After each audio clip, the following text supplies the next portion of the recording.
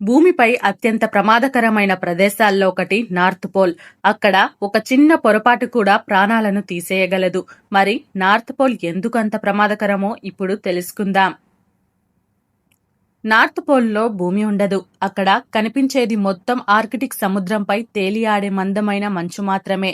ఈ మంచు ఎప్పుడు పగిలిపోతుందో, ఎప్పుడు కదులుతుందో చెప్పలేం. శీతాకాలంలో ఉష్ణోగ్రతలు -40°C కంటే కూడా తక్కువకు పడిపోతాయి.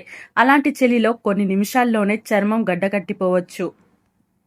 నార్త్ పోల్లో ప్రపంచంలోనే అతిపెద్ద భూస్వభావ మాంసాహారి అయిన పోలార్ బీర్ జీవిస్తుంది. ఇది చాలా శక్తివంతమైనది.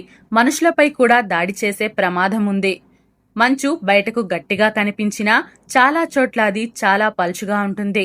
దానిపై నడిస్తే ఒక్కసారిగా విరిగి మంచునీటిలో పడిపోయే ప్రమాదం ఉంది. శీతాకాలంలో అక్కడ దాదాపు 6 నెలల పాటు సూర్యుడు ఉదయించడు. నిరంతర చీకటి వల్ల దారి గుర్తించడం చాలా కష్టం.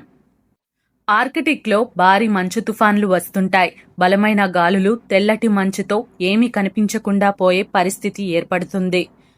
నార్త్ పోల్లో శాశ్వతంగా నివసించే ప్రజలు లేరు.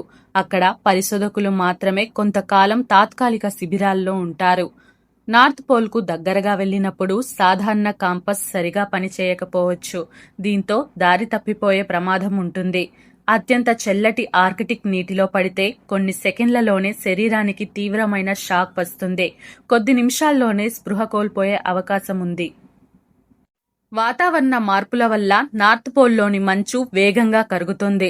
దీనివల్ల మంచు మరింత అస్థిరంగా మారి అక్కడ ప్రయాణించడం మరింత ప్రమాదకరంగా మారుతుంది.